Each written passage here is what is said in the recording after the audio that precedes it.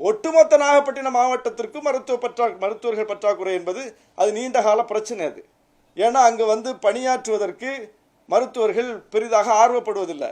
அது இந்த ராமநாதபுரத்துக்கு போட்டுட்டா எங்களை தண்டிக்கிற மாதிரி அப்படின்னு ஒரு காலத்தில் ஒரு புரிதல் இருந்தது போல நாகப்பட்டினத்தை பார்க்கிற மனோநிலை இருக்கிறது பணியாளர்கள்ட்ட. அப்படி ஒரு நிலை இருந்த பிறகும் கூட இந்த அரசு வந்த பிறகு முடிந்த வரைக்கும் ரோஸ்டர் சிஸ்டத்தின் மூலம் வந்து அங்கே மருத்துவர்களை கொண்டு வந்து நிரப்பக்கூடிய பணியை ஒவ்வொரு கட்டத்திலும் செய்து வரக்கூடிய ஒரு சூழலை நம்ம பார்க்கிறோம். நாங்கள் பல முறை கோரிக்கை வச்சிருக்கிறோம். அது ஒவ்வொன்றாக நிறைவேற்றப்படக்கூடிய ஒரு சூழலை பார்க்கிறோம்.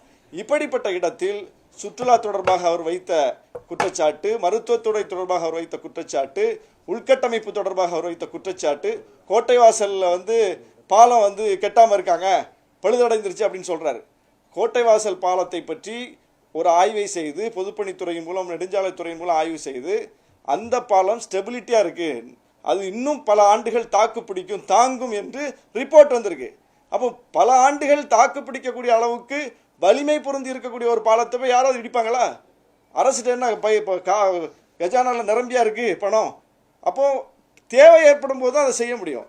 அப்போ அதையும் ஆய்வு செய்து விட்டு ரிப்போர்ட் சாதகமாக வந்ததுனால அது இப்போ தேவையில்லை, அது இடிக்க வேண்டியதில்லை, அது நல்லா இருக்குது, இன்னும் பல ஆண்டுகள் அது தாங்கும் என்பதனால் அந்த பாலம் கட்டலை. எங்கே பாலம் தேவையோ அங்கே கட்டிக்கிட்டு இருக்கோம்.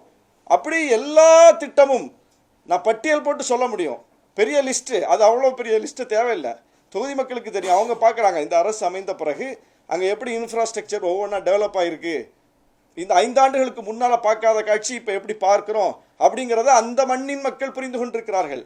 அப்போ இவருக்கு உண்மையை சொல்லி அரசியல் செய்வதற்கு ஏதும் இல்லாததனால் அவதூறு அரசியலை, பொய் அரசியலை கையில் எடுத்திருக்கிறார்.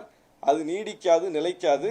அவர் வந்து ஒரு நாகரிக அரசியல் செய்யட்டும், உண்மையிலே மக்களுக்கு என்ன தேவையோ அதை பேசட்டும். அதை விடுத்துவிட்டு அண்ணாமலையினுடைய இடத்தை நிரப்புவதற்கு அவர் தேவையில்லை, ஆர்.என். ரவியினுடைய இடத்தை நிரப்புவதற்கு அவர் தேவையில்லை. தமிழ்நாட்டில் இப்படி நிறைய பேர் நம்ம பார்த்துட்டோம்.